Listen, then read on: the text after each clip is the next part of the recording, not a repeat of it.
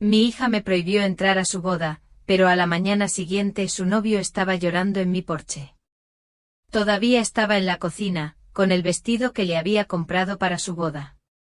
Era un rosa pálido, sencillo, elegante, el tipo de vestido que usa una madre cuando quiere ser vista sin eclipsarse. Lo había elegido hacía semanas, me lo había probado más veces de las que me gustaría admitir, había practicado sonreír frente al espejo, había practicado lo que diría al verla. Pero ese momento nunca llegó. No hubo un reencuentro sonriente, ni lágrimas, ni un collar abrochado al cuello mientras le susurraba, siempre serás mi bebé, porque me dijo que no viniera. No hubo una gran pelea, ni una pelea a gritos, solo una llamada corta y entrecortada: mamá, creo que es mejor que no vengas. Y así me quedé allí de pie durante horas esa mañana, con el silencio apretándome como una segunda piel, de esos que no se sienten vacíos, sino incisivos, como si las paredes te estuvieran observando esperando algo que nunca llegará. Preparé una cafetera, pero no me la tomé. Envolví el regalo que pensaba darle, el collar hecho a medida, lo guardé en una caja de terciopelo con un lazo bien atado. Me aferré a una pizca de esperanza como si tal vez llamara, tal vez cambiara de opinión. No lo hizo. La ceremonia ya había empezado. No dejaba de mirar el reloj como si eso cambiara algo. No cambió. No lloré de inmediato. Simplemente me senté a la mesa de la cocina, agarrando el borde con una mano, como si fuera a flotar si no me agarraba a algo. El regalo estaba en el centro de la mesa. Lo miré como quien contempla la fotografía de un fantasma, algo que antes estaba lleno de vida y ahora rondaba la habitación. Esa noche no pude dormir. Me quedé tumbada en el sofá con el mismo vestido, la tela rígida y extraña, como si perteneciera a otra mujer. Y a la mañana siguiente llamaron a la puerta. Casi no abrí, pensé que quizá era un vecino o un repartidor, pero era él. Caleb, todavía con su traje de novio, aunque no llevaba la chaqueta y tenía los botones de arriba desabrochados. Su rostro estaba cansado, sus ojos aún más. No me saludó. Solo dijo: ¿podemos hablar? Antes del vestido, antes de la llamada, antes de que Caleb apareciera en mi porche con cara de no haber dormido en días, había amor, amor verdadero, no del que la gente publica con filtros y hashtags, sino del que se te mete en los huesos y se instala allí. El que se siente como aliento y fuego a la vez. Así éramos mi hija y yo.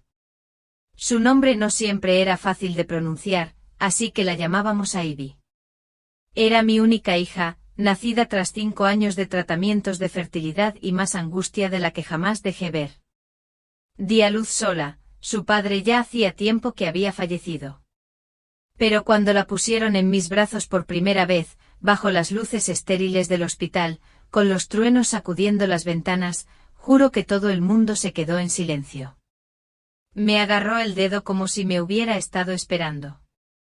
Desde ese momento solo quedamos nosotras dos, Ivy y yo, contra todo pronóstico. La crié sola. Tenía 2 trabajos, daba clases de 3er grado durante el día y daba clases particulares a alumnos de preparatoria por la noche. Me saltaba las cenas, dormía muy poco, contaba centavos. Pero ella nunca lo supo. Su mundo era seguro, suave, lleno de libros, tiza para la acera, clases de piano y panqueques los sábados por la mañana. Eso fue lo único que me prometí, sin importar lo que tuviera que sacrificar, ella nunca lo sentiría. Teníamos nuestros rituales, noches de cine los viernes con palomitas y pijamas a juego, viajes en coche en nuestra vieja camioneta, cantar a todo pulmón en las noches de tormenta. Se metía en la cama a mi lado, incluso a los 15, y susurraba: solo hasta que se me pase. Nunca le decía que no. Era brillante, curiosa, amable, tenía la mirada de su padre, pero no su silencio.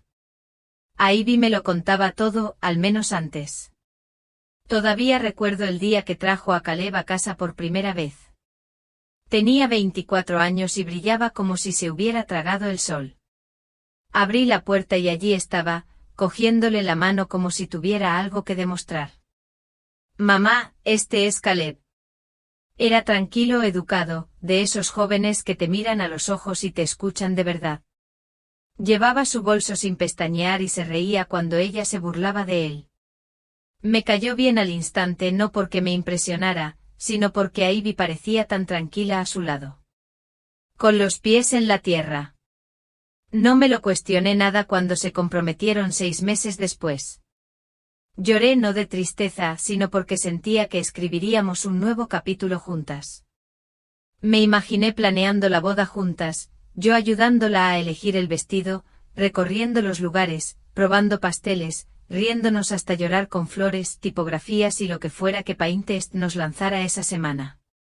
Incluso empecé una libretita, anoté ideas, citas, proveedores, nada de presionar, solo una madre intentando ayudar sin agobiar.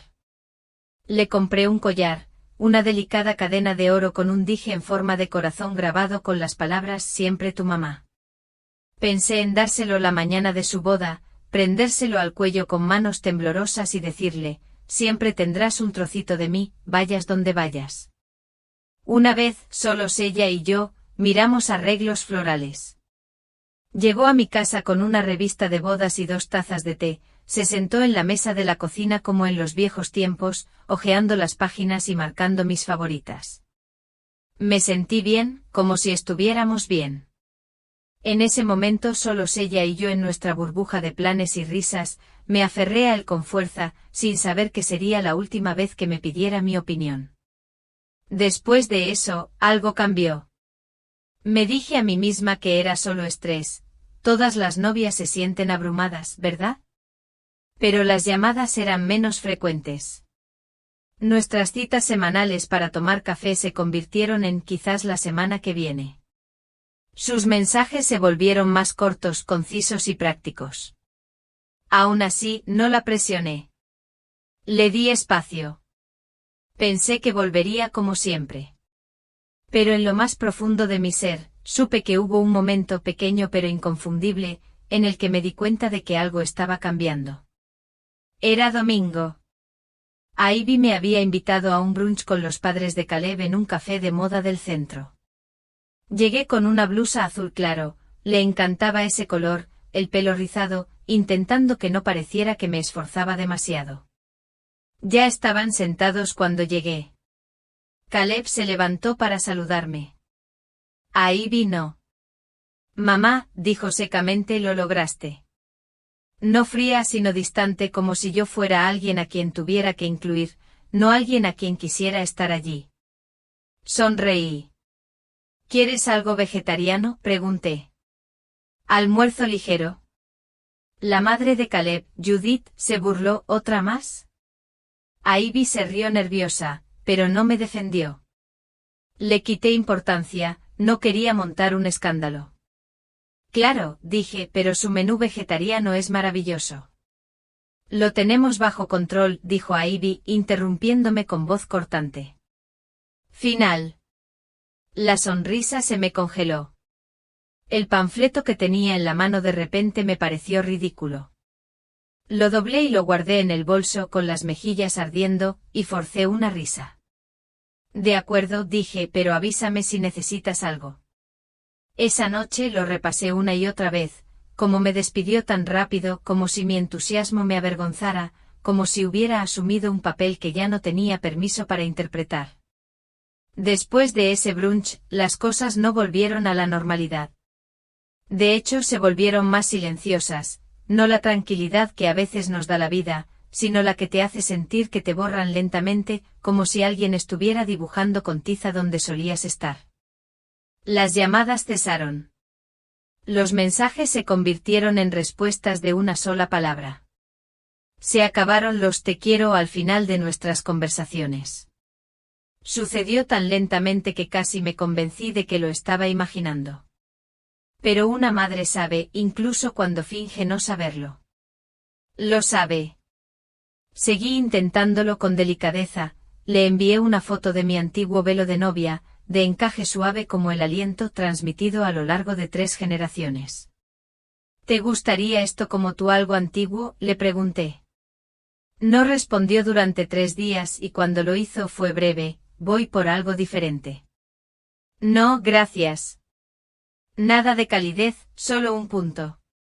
Me ofrecía a ayudar con las invitaciones, a escribir a mano las direcciones como solíamos hacer para las tarjetas navideñas. Me respondió, ya me encargué. Le sugerí organizar una pequeña reunión para sus amigas de la universidad, luces en el jardín, limonada, risas, pero me dijo, no es el ambiente que buscamos, con una sonrisa que no le llegó a los ojos. Esa sonrisa, todavía la recuerdo. Cortés, distante, como si fuera una invitada en su vida. Un día pasé por su apartamento con una pequeña cesta de galletas caseras, té de manzanilla y una caja con pequeños recuerdos, flores prensadas de nuestro viaje cuando tenía 6 años, un dibujo que nos hizo en la guardería. Caleb abrió la puerta, con aire dubitativo. No se siente muy bien para recibir visitas ahora mismo, dijo. Me ofrecí a dejarle la cesta. Asintió y la caja me la devolvió una semana después intacta. El silencio no apareció de golpe, se coló como niebla, invadiendo cada rincón de mi casa, hasta que un día me di cuenta de que no había tenido una conversación seria con mi hija en más de un mes. Ni noticias de la boda, ni mamá, ¿qué te parece? Ni cariño, solo distancia, frío, una distancia intencionada. Seguía poniendo excusas, estaba abrumada, se estaba apoyando más a Caleb, quizá Judith estaba diciendo cosas. Pero en el fondo empezaba a preocuparme no solo por la boda, sino por nosotros, por lo que se nos escapaba. Me preguntaba, ¿me había involucrado demasiado? ¿Me había excedido? Repasé cada momento del año pasado como un detective con un bolígrafo rojo, intentando averiguar dónde me había equivocado. Algunas noches lloraba en la almohada, no por lo que estaba pasando, sino porque no entendía por qué. No se lo conté a mis amigas ni a mi hermana, sabía lo que dirían, así son las hijas. Pero nunca había sido así con nosotras. Lo peor no fue que me excluyeran. Fue que lo reescribieran. Un amigo en común comentó de pasada que Ivy había dicho, mi madre simplemente no forma parte de esta etapa de mi vida. Esa frase tan cortante como el cristal, como si hubiera decidido dar un paso atrás, como si me hubiera ofrecido a ser irrelevante. Pasé de ser su ancla a ser un fantasma. Pero seguí fingiendo. Cuando me preguntaban por la boda, sonreía y decía, está radiante. Tan feliz. Seguía comprando regalos, velas, pantuflas, cositas que le podrían gustar.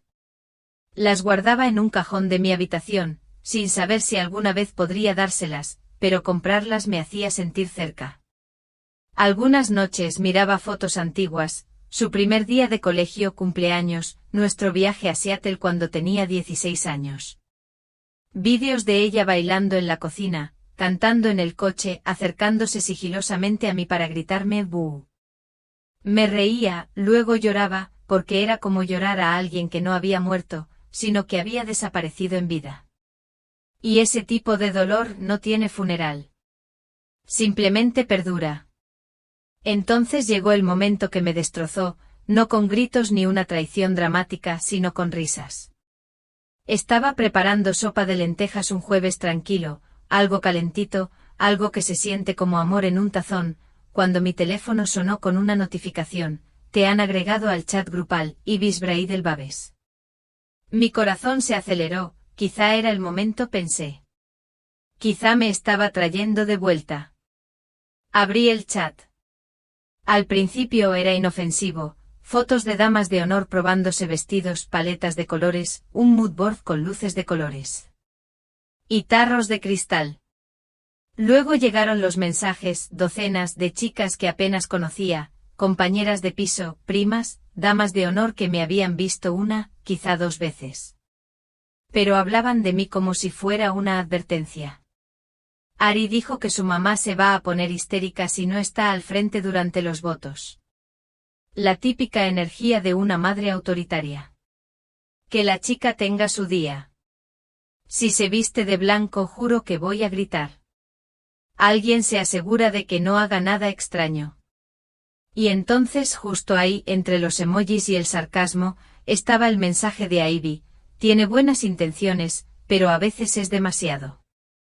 Con ella todo se convierte en un viaje de culpa, la verdad es que no tengo energía. Me quedé sin aliento. Lo leí una y otra vez. No cambió, les dijo eso de mí. No fue privado, no fue un error, era ella, y se rieron. Me senté en la sopa hirviendo en la estufa detrás de mí, siseando como si supiera lo que acababa de leer. Pero no me moví. No lloré todavía no. No respondí. No abandoné el chat. Simplemente leí cada palabra, cada línea, hasta que el dolor se hizo más intenso. Entonces en silencio me levanté, me sequé las manos con una toalla y salí del grupo. No la llamé. No le envié ningún mensaje. Simplemente me sentí insignificante, como si me hubiera convertido en el chiste de la historia que creía haber ayudado a escribir. A la mañana siguiente me paré frente a mi armario. Era temprano, demasiado temprano. La luz exterior era tenue, esa extraña quietud de un día que aún decidiendo quién quiere ser. No había dormido. No podía. Mi almohada aún conservaba la forma de mi cabeza, húmeda por los bordes, y la olla de sopa estaba en el fregadero, intacta, quemada por el borde. Ni siquiera había cenado, solo estaba allí sentada, desplazándome por la pantalla, leyendo sus palabras una y otra vez como un castigo que no podía dejar de darme. Ahora, en la quietud del amanecer, me quedé mirando el vestido, ese vestido seguía colgado en su funda. Rosa rubor y suave como una mentira envuelta en satén. Lo saqué lentamente, abrí la cremallera de la funda y lo sostuve frente a mi cuerpo en el espejo.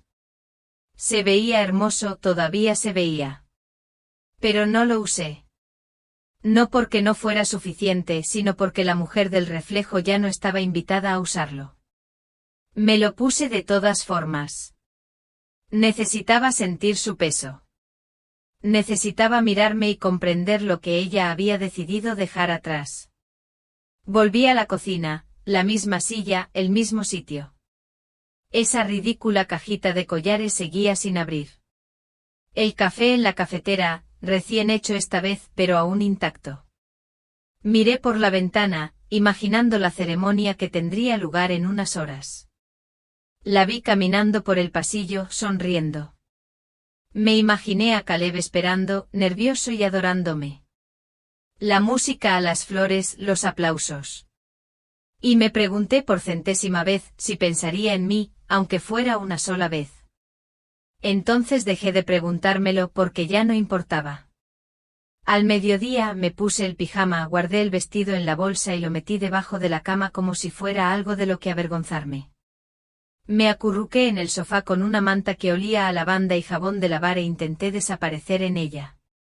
No hubo un momento de película, ningún mensaje de último minuto, ninguna llamada a la puerta, ninguna disculpa repentina. Solo un dolor lento y constante y silencio. No grité, no rompí nada, ni siquiera lloré. Solo me quedé mirando porque cuando alguien te demuestra que ya no te ve como persona, ni como madre, ni como alguien a quien vale la pena invitar, dejas de ofrecerle más de ti para que lo descarten. No estaba amargado. Ni siquiera enojado. Solo estaba cansado, cansado de retorcerme para adaptarme a su nueva vida. Cansado de esperar a que sonara el teléfono. Cansado de esperar que el amor sonara como antes. Así que hice algo pequeño, algo silencioso. Encendí una vela, no por ella, sino por mí. Me serví una taza de té y me senté en la sala, dejando que el vapor me calentara la cara. Y en esa quietud, recordé a alguien en quien no había pensado en años, yo antes de que la maternidad me absorbiera por completo, antes de que cada momento, cada decisión, cada respiración girara en torno a ser la madre de alguien. Recordé a la mujer que escribía en su diario todas las noches, que paseaba solo para sentir el viento en la piel, que una vez pintaba por diversión, aunque ninguno de los lienzos quedara del todo bien. La recordaba y la extrañaba. Allí mismo, con una vela titilando a mi lado y el collar aún intacto en su caja, hice una promesa silenciosa: si me borraban de su historia, entonces empezaría a escribir la mía. No necesitaba un lugar en la boda, necesitaba un lugar en mi propia mesa. Un suave crujido en una puerta que creía oxidada al cerrarse.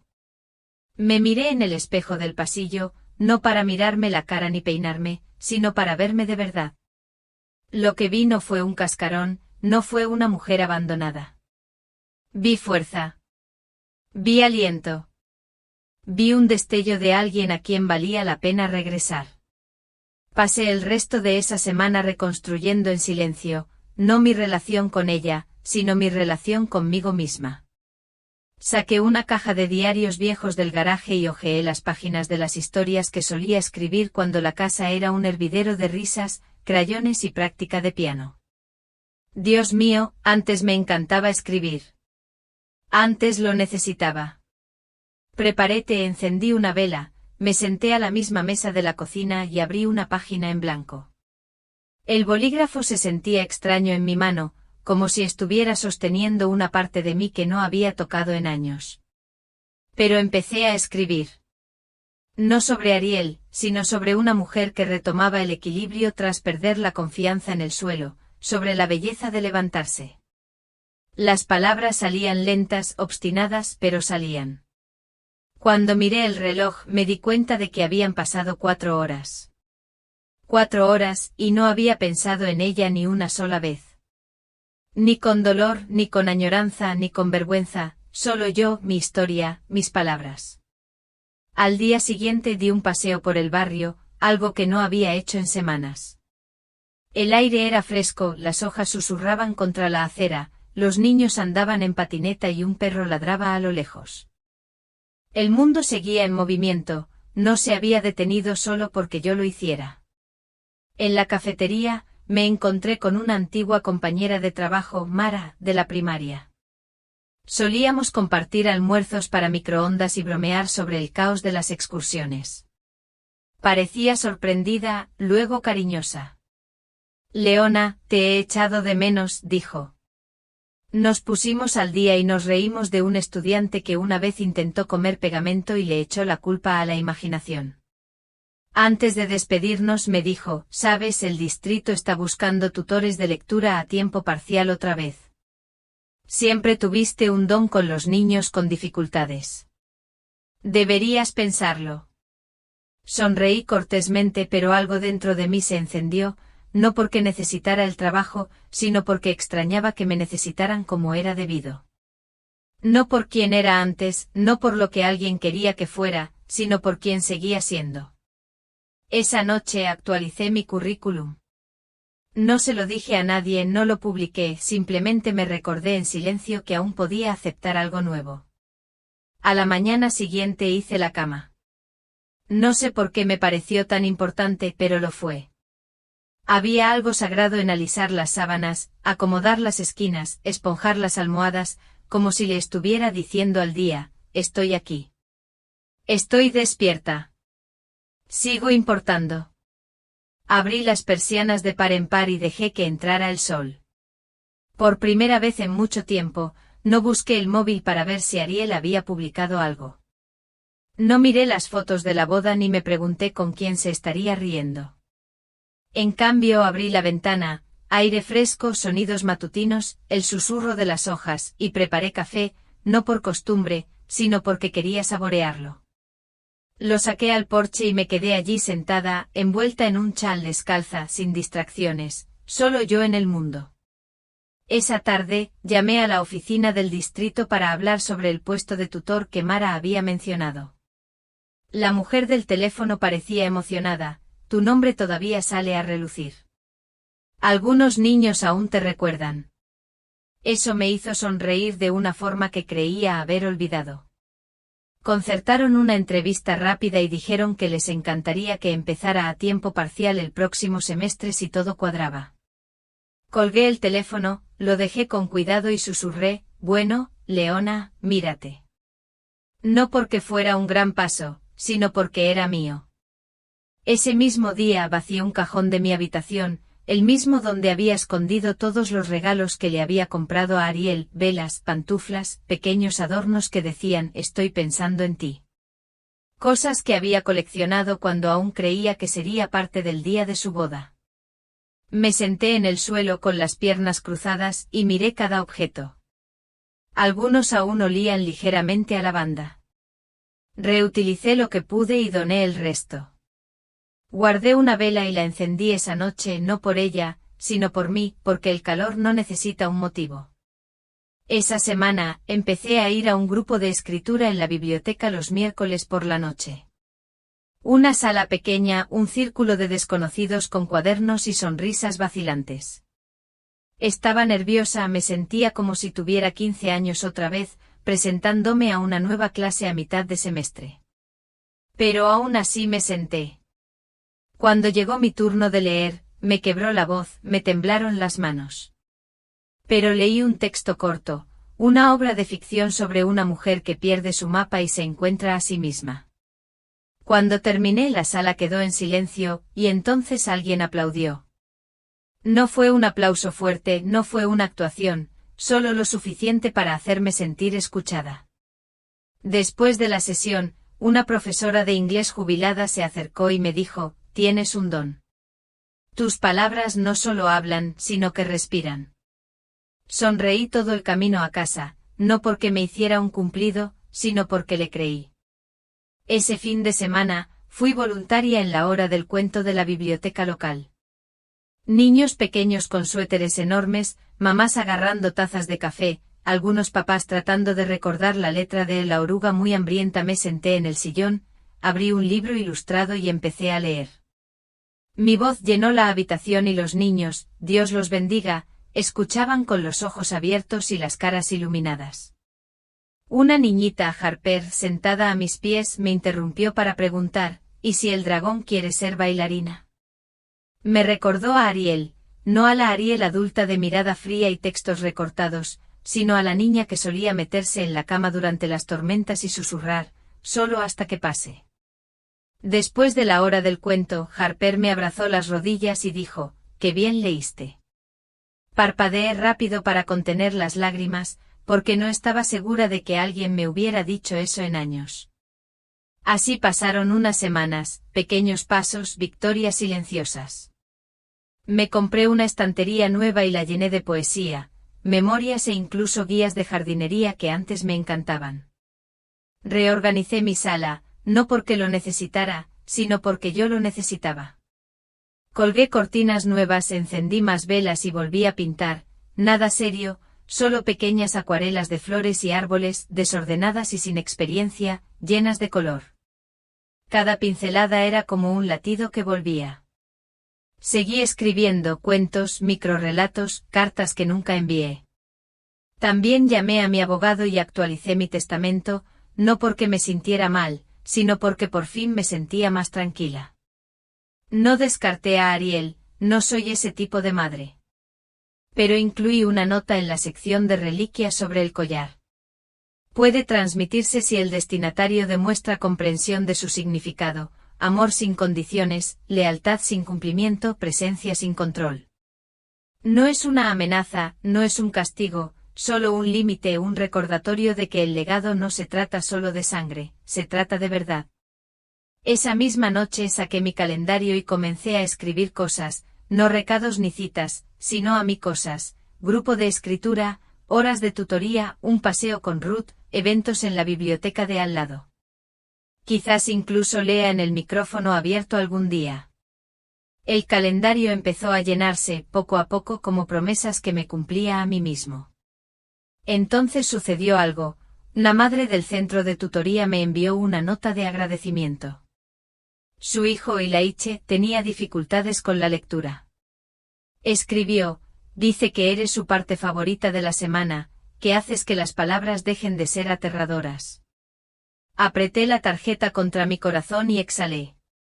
No me había dado cuenta de lo mucho que necesitaba escuchar eso, que aún podía ser el refugio de alguien, que aún podía importar, no por lo que había perdido, sino por lo que aún tenía para dar.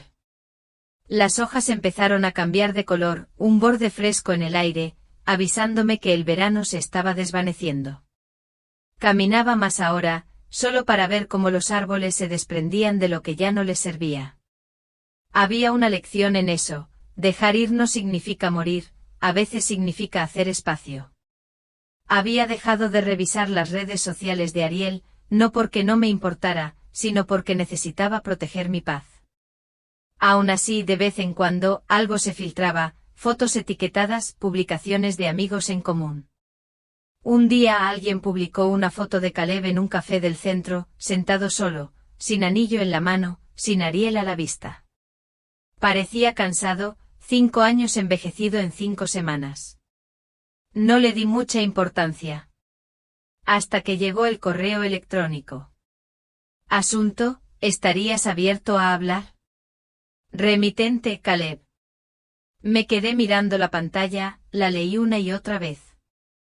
No pedía nada específico, solo una oportunidad para hablar. Dijo que había leído la carta en la caja de regalo que Ariel nunca abrió, que tenía pensamientos, preguntas, arrepentimientos. Quizás no respondí de inmediato. En cambio salí, me senté en el porche y dejé que el frío me mordiera la piel. No quería apresurarme porque por primera vez en mucho tiempo, no actuaba movido por el dolor, la urgencia ni la desesperada esperanza de que alguien finalmente me viera. Simplemente estaba inmóvil. Esa noche respondí: si se trata de verdad y no de culpa, escucharé. Me contestó en menos de una hora. Así es. Caleb apareció una mañana de domingo, de esas en las que el cielo está demasiado despejado, demasiado suave, como si el mundo entero estuviera conteniendo la respiración. Aparcó al otro lado de la calle y se quedó en su coche 10 minutos antes de salir. Lo observé desde la ventana, sin saber si había salido. Pero lo hizo, sin flores, sin guión, solo él en vaqueros y sudadera, con las manos metidas en los bolsillos, como un adolescente que aparece a disculparse por romper una ventana. Abrí la puerta. ¿Quieres un té?, pregunté. Él asintió. Nos sentamos a la mesa de la cocina, la misma donde lo esperé la mañana de la boda. Mismo asiento, misma taza, dije. Caleb miró a su alrededor, memorizándolo todo. Luego dijo: no abrió el regalo. La caja estaba debajo de sus zapatos en el coche, la había olvidado. No dije nada. Él continuó: sé que no tenía derecho, pero necesitaba saberlo. Se pasó una mano por el pelo. Esa carta no la escribió alguien controlador ni dramático. La escribió alguien que sufría, alguien que amaba demasiado como para fingir que estaba bien. Asentí. Él continuó: le creí cuando dijo que eras demasiado, que harías que el día se centrara en ti. Pensé que estaba poniendo un límite, pero estaba construyendo un muro. Me miró. Ha estado diferente desde la boda, fría, desconectada. Es como si pensara que pasar el día sin ti le haría bien, pero solo le abrió un agujero. Le costaba encontrar las palabras. No estaba allí para arreglar nada, no estaba allí para hablar por ella, estaba allí para decir la verdad, y eso importaba. ¿Sabes?, dije suavemente. Una vez me dijo que nunca se casaría a menos que la acompañara al altar. Caleb parpadeó, sorprendido. No lo sabía. Bueno, las cosas cambian, dije. A veces la gente necesita ser su propia historia. A veces olvidan quién ayudó a escribir los primeros capítulos. Él asintió lentamente. Dijo que tu amor era tan grande que se sentía como el centro de atención. Tenía miedo de decepcionarte, de no corresponderte con la misma intensidad. Ese es el truco, susurré. No necesitamos que nuestros hijos nos igualen, solo que no nos borren. La habitación quedó en silencio. Entonces metió la mano en el bolsillo y sacó algo doblado. Escribí algo, dijo. No sabía si dártelo, pero ahora creo que debería. Pasó el periódico por la mesa. No lo abrí enseguida. Puse la mano encima y dije: gracias. Él asintió, se levantó y antes de irse dijo: si hubiera sabido lo que sé ahora, habrías tenido el primer asiento. Sonreí, no con amargura, solo con suavidad. No necesitaba sentarme, Caleb. Solo necesitaba que alguien me viera. 2 semanas después, llegó una carta por correo, escrita a mano, con mi nombre entre sus habituales rizos, Ariel. Me quedé en el pasillo, sosteniéndola como si fuera a estallar. No la abrí enseguida, preparé té primero, me senté en la misma silla que Caleb y luego con manos temblorosas abrí el sobre. Fue breve, menos de una página, pero tuvo más peso que cualquier discurso. Mamá, no sé cómo empezar esto. Lo he reescrito 6 veces, pensando en lo que querrías oír, y ni siquiera lo sé. Pero te lastimé. Ahora lo veo. Te excluí de algo que debería haber sido nuestro. Lo hice porque tenía miedo, no de ti, sino de mí misma, de quedarme corta. Esa carta, el collar. Aún no he abierto el regalo, pero lo haré. No te pido perdón, solo quería que supieras que ahora lo veo. Con amor, Ariel. La leí 3 veces. No lloré no porque no me conmoviera, sino porque se sentía menos como un cierre y más como un comienzo. La carta permaneció en la mesa de la cocina durante días. No la doblé ni la guardé como un secreto, la dejé donde pudiera verla y la volví a leer cuando el dolor en mi pecho latía con demasiada fuerza. Dejé que las palabras se asentaran en el aire, que se impregnaran en las paredes de una casa que había escuchado demasiados silencios. No era una disculpa pidiendo perdón. Era una confesión, un reflejo. Y de alguna manera extraña e inesperada, me sentí mejor, más real, porque me dijo que ella lo vio. Realmente lo vio, no solo la herida, sino a la mujer que sangraba tras ella. Esa misma semana el distrito llamó, tenemos una vacante, dijo el coordinador. Tiempo completo si te interesa. Me pilló desprevenido, no porque no lo quisiera, sino porque no había pensado con tanta antelación. Había estado tan concentrado en sobrevivir cada día que planear uno me parecía extraño. Pero no lo dudé. Lo pensaré, dije.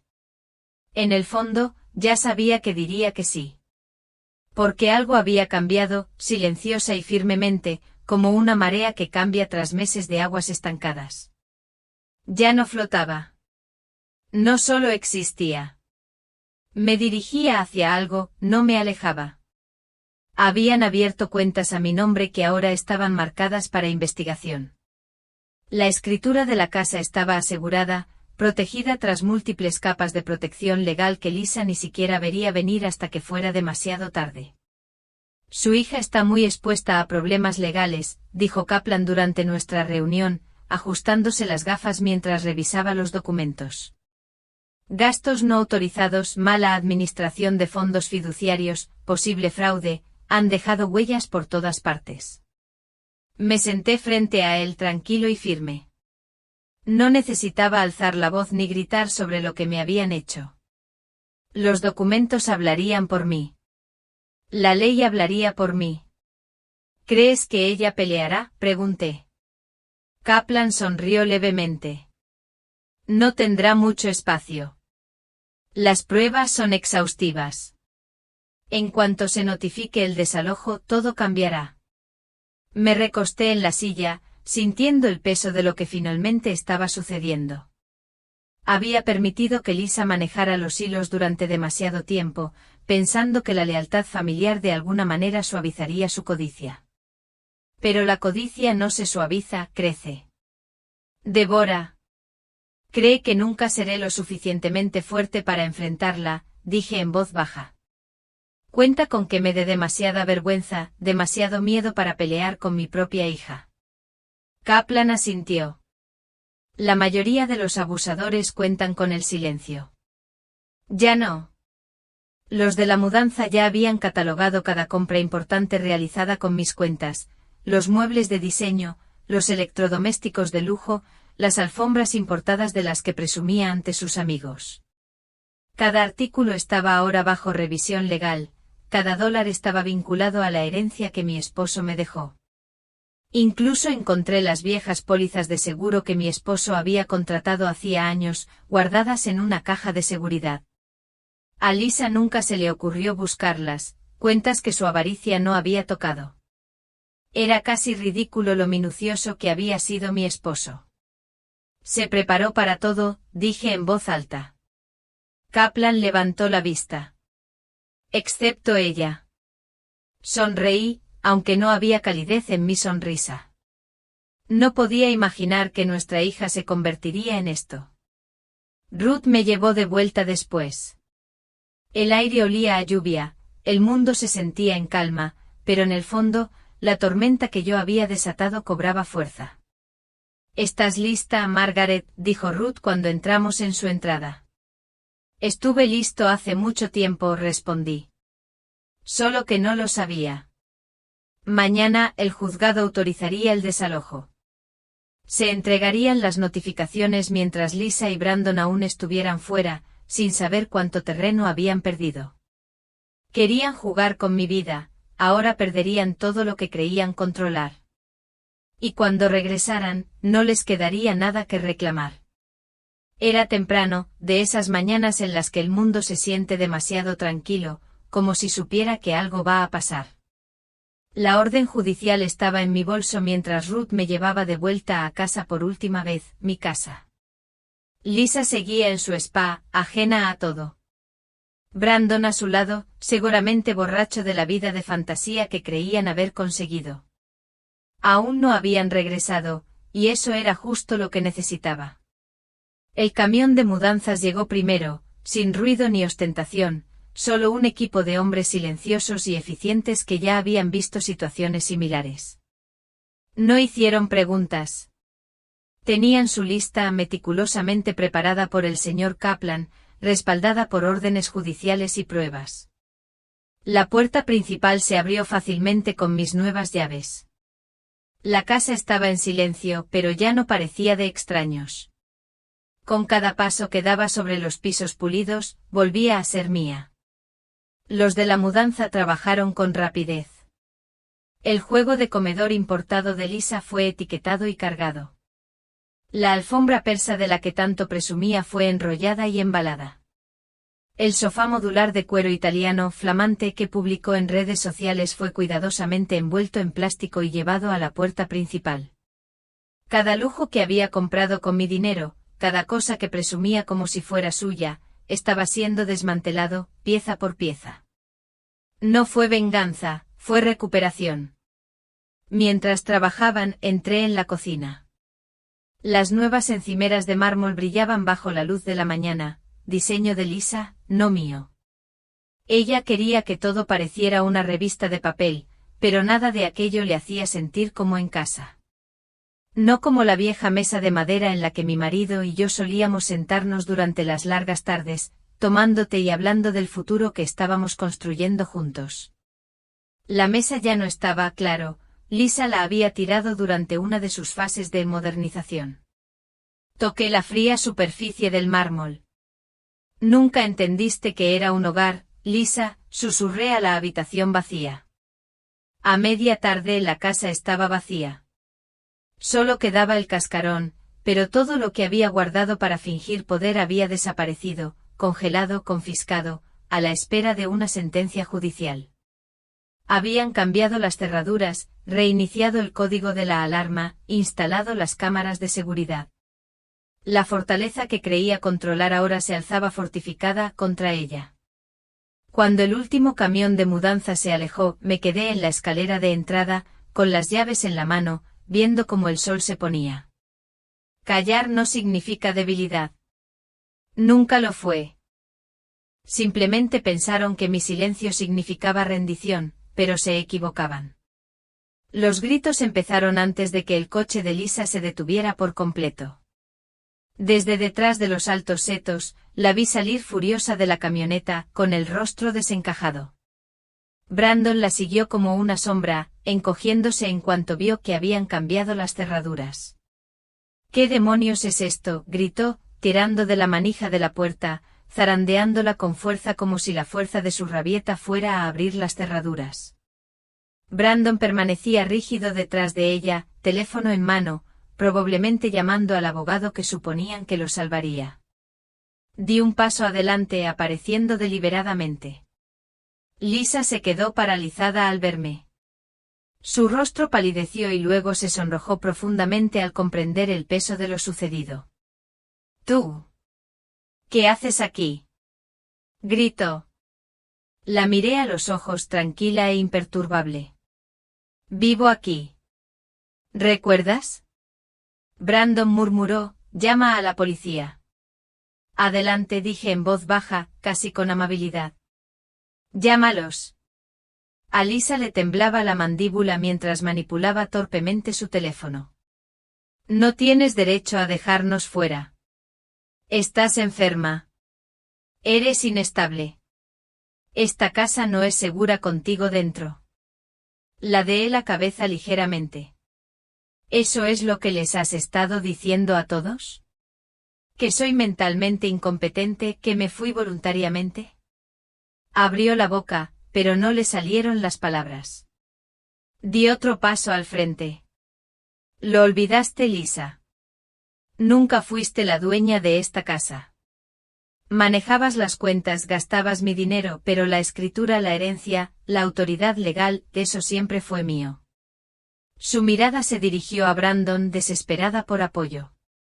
Pero lo vi en él, la vacilación, la lenta comprensión de que pisaban tierra firme. Bajé la voz, cada palabra era más aguda que un grito.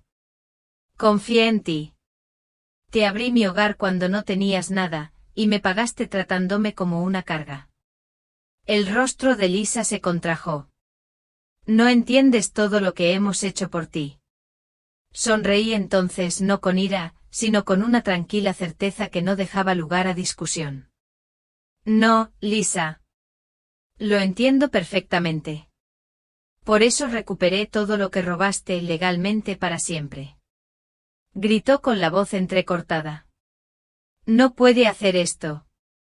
Detrás de ella, el teléfono de Brandon seguía pegado a su oído, y oí al operador en el altavoz: «Señora, ya hay una orden judicial en el expediente. Es un asunto civil». Su última esperanza se desvaneció. Lisa se giró hacia mí, con la voz ahora un gemido lastimero. «Mamá, por favor. Podemos arreglar esto. Somos familia». Recordó que éramos familia. Dejé que el silencio se extendiera antes de hablar por fin, con la voz firme como una piedra. Solo recuerdas a la familia cuando te quedas fuera. Su sollozo resonó mientras me giraba y volvía adentro, cerrando la puerta con un último clic. Desde la ventana observé a Lisa en las escaleras, sus sollozos se convirtieron en jadeos al darse cuenta de la realidad. Brandon caminaba detrás de ella con el teléfono aún en la mano, pero su bravuconería había desaparecido. Entonces se detuvo y se giró hacia ella. Lo oí a través del cristal, te dije que esto era peligroso. Lisa se dio la vuelta. ¿Ahora me estás culpando después de todo lo que hemos hecho juntas? Brandon negó con la cabeza. No, Lisa. Este siempre fue tu juego. La alianza cimentada en la avaricia empezó a resquebrajarse. Él la había apoyado mientras el dinero fluía, pero ahora el pozo estaba seco y se distanció. Lisa lo agarró de la manga. No te atrevas a dejarme. Se soltó bruscamente. Estás sola. Caminó hacia su coche, dejándola bajo un cielo que parecía mucho más grande, mucho más frío. No me moví. La vi desmoronarse en tiempo real de rodillas, sollozando en la acera, mientras los vecinos observaban desde detrás de las cortinas. Las máscaras de la hija devota caían, sus mentiras se desmoronaban. Por un momento casi sentí pena, pero bajo sus sollozos no había pena ni vergüenza. Era pánico, alguien que jamás imaginó que las consecuencias podrían alcanzarla. Detrás de mí la puerta principal se sentía sólida. Esta era mi casa, mi vida, mi libertad, y era solo mía. Por la mañana, el vecindario bullía. Salí al porche con un café, los coches aminoraron la marcha, las cortinas se movieron. Los susurros que Lisa les había dado durante años se derrumbaron ante lo que habían visto. Lisa se quedó en otro lugar, probablemente buscando asesoramiento legal. Pero no quedaba nada a lo que aferrarse, cuentas bancarias bloqueadas, casa asegurada, transacciones congeladas. La tormenta había azotado, y ella se encontraba entre los escombros. Ruth me acompañó en el porche con té recién hecho. «Están todos hablando», dijo divertida.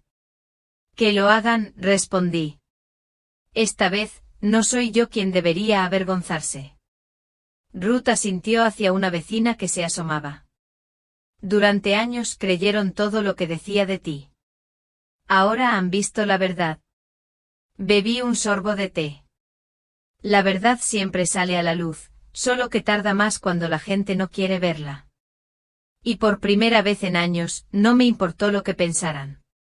Su compasión, sus susurros, su curiosidad, nada de eso me conmovió. No habían visto a Lisa socavar mi independencia ni la manipulación disfrazada de preocupación. Ahora veían las consecuencias.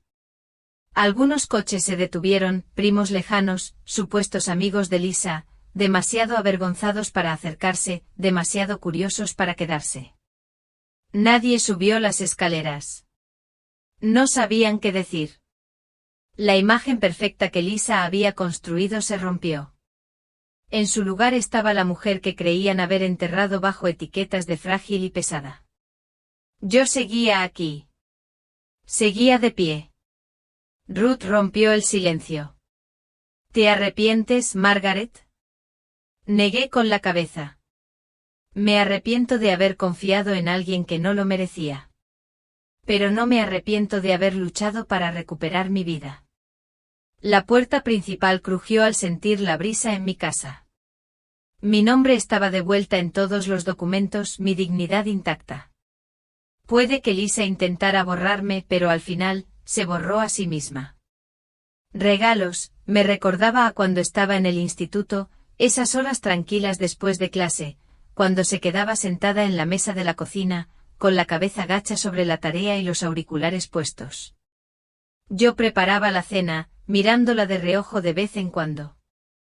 En aquel entonces, no me daba cuenta de lo sagrados que eran esos silencios, de cuánto amor podía albergar en los minutos cotidianos. Ahora sí. Ahora apreciaba a todos. Un martes lluvioso, llegó empapada, con el pelo encrespado por la niebla. Se sacudió el abrigo, se quitó las botas y suspiró, «Dios mío, ¿recuerdas cuando corríamos al coche con este tiempo solo para comprar donas?» Levanté la vista de mi taza. Solo si tuvieran chispas de colores. Sonreía, siempre. Entonces algo cambió en su rostro, como si su sonrisa le hubiera abierto algo en carne viva. «He estado yendo a terapia», dijo, desde la boda, desde todo. Asentí sin sorpresa ni preguntas. Encogió las rodillas en el sofá como cuando tenía 10 años. Pensé que alejarte me haría sentir adulta, como si me estuviera desenredando, creando espacio. Pero solo me hizo sentir desconectada. Me miró con los ojos vidriosos. Esperaba que se sintiera bien, que sintiera libertad, pero no fue así. Era como flotar en la oscuridad. Me acerqué y le aparté un rizo húmedo de la frente. «No tienes que dar explicaciones», le dije con dulzura. «No estás en juicio». «Pero quiero», susurró. Y así lo hizo, no de golpe, pero en las siguientes visitas, fueron saliendo a la luz detalles, como Mara la había hecho sentir que debía elegir entre la sofisticación y el sentimentalismo, como Caleb, a pesar de ser amable, no se opuso cuando empezó a aislar a la gente, como una parte de ella aún creía en el fondo que me decepcionaría si no era perfecta. «Te convertí en mi vara de medir», dijo una vez, y lo odié porque siempre me quedaba corta. «Pero yo construí esa narrativa», le dije, «no tú». A veces la escuchaba, a veces respondía, porque no se trataba de arreglar nada, se trataba de estar ahí mientras ella se arreglaba. Mientras tanto, la vida seguía su curso. Conseguí un puesto de tiempo completo en el distrito escolar 3 días a la semana. Trabajé con niños que apenas conocían el alfabeto, pero que llevaban un mundo dentro. Les enseñé sonidos, sí, pero también dulzura, paciencia, a reírse de los errores. Un niño, Matteo, solía dibujar soles en la esquina de cada hoja de ejercicios. Una vez le pregunté por qué. Me dijo, para que no sea aburrido. El sol hace que todo parezca feliz. Empecé a dibujar estrellitas junto a sus soles y creamos nuestro propio lenguaje. Ariel vino a la biblioteca un miércoles por la noche. No le había dicho que iba a leer en el micrófono abierto, simplemente apareció. La vi de pie cerca del fondo sin maquillaje, con el pelo recogido en una coleta, agarrando una bolsa con el logo descolorido de la librería que solíamos visitar cada verano. No me saludó pero sonrió, y eso fue más que suficiente. Esa noche leí una nueva pieza sobre mujeres que se reinventan, no porque estuvieran rotas, sino porque fueron lo suficientemente valientes como para superar aquello que ya no las sostenía. Cuando terminé, ella aplaudió, fue la primera en aplaudir. Un domingo nos sentamos en el porche tomando té bajo una colcha. Ariel sacó algo de su bolso, un pequeño paquete cuadrado envuelto en papel de seda. Vi esto y pensé en ti, dijo. Dentro había una taza de cerámica blanca pintada a mano con una cita en letra cursiva: aunque el castillo se derrumbe, aún sabes construir. Lo miré fijamente con un nudo en la garganta. ¿Te acuerdas?, susurré. Nunca lo olvidé, dijo. Para Acción de Gracias, ya estábamos cocinando juntas otra vez. Ella picaba cebolla mientras yo estiraba la masa para tarta. Bailamos al ritmo de Ella Fitzgerald en calcetines. Tarareaba desafinada, no la corregí. Durante la cena, sacó su teléfono y me dijo: ¿podemos tomarnos una foto? Parpadeé sorprendida. Lo levantó, apoyó la cabeza en la mía y se tomó una selfie. Más tarde esa noche la publicó con el texto: agradecida con la mujer que me enseñó lo que es la gracia. No lloré hasta después de que se fuera, y cuando lo hice no fue de pena, sino de alivio. Un día, mientras caminábamos por el parque, Ariel se detuvo junto a un banco, se sentó y miró la fuente donde los niños lanzaban monedas. Metió la mano en su bolso y sacó una cadena de oro, el collar que le había hecho. Abrió la mano, dejando que el dije colgara al sol. Lo he llevado en mi bolso, dijo, a todas partes. No podía usarlo todavía, no hasta que me lo ganara. No dije nada, solo esperé. Entonces ella extendió la mano, se la colocó alrededor del cuello y se la metió debajo del suéter. Ya estoy lista, susurró. Las fiestas llegaron con una dulzura inesperada, no perfecta pero sí cálida.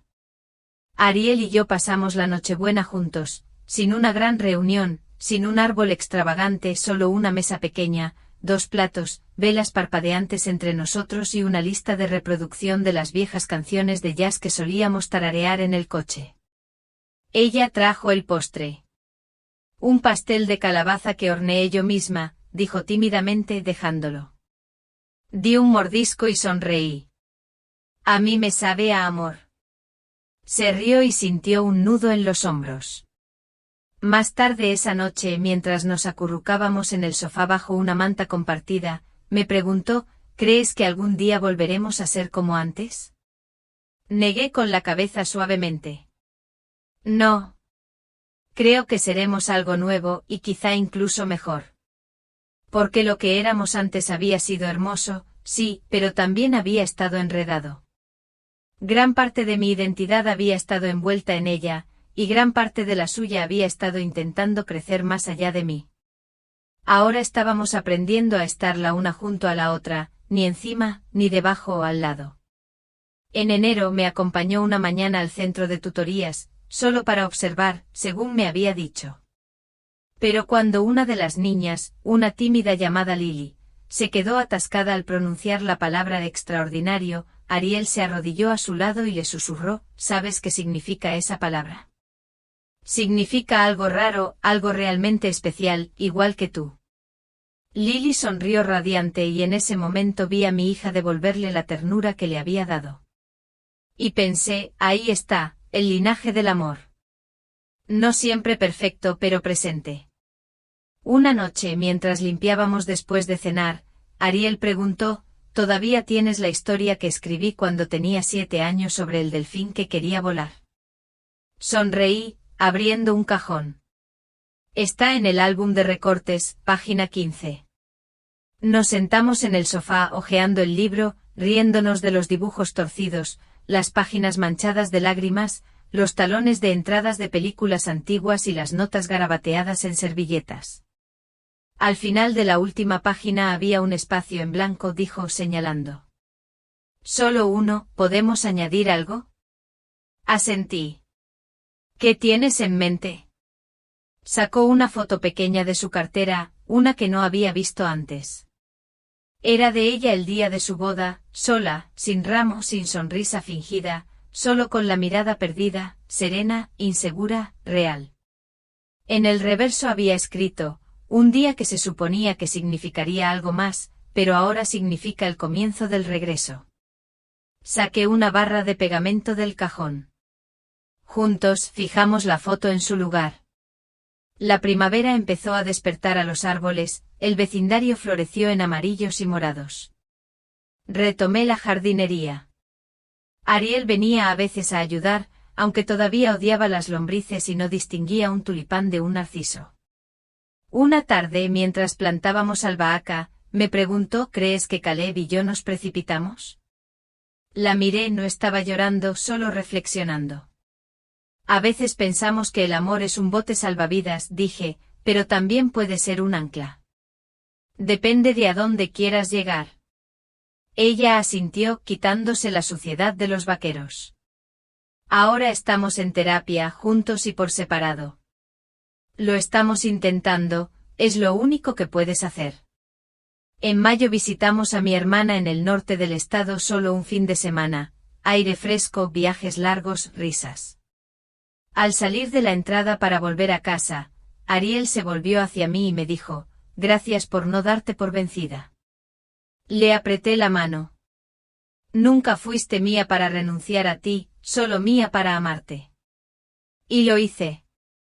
No porque esperara que volviera, no porque necesitara que se disculpara, sino porque el amor verdadero crea espacio para la ira, para la tristeza, para el silencio, para el regreso.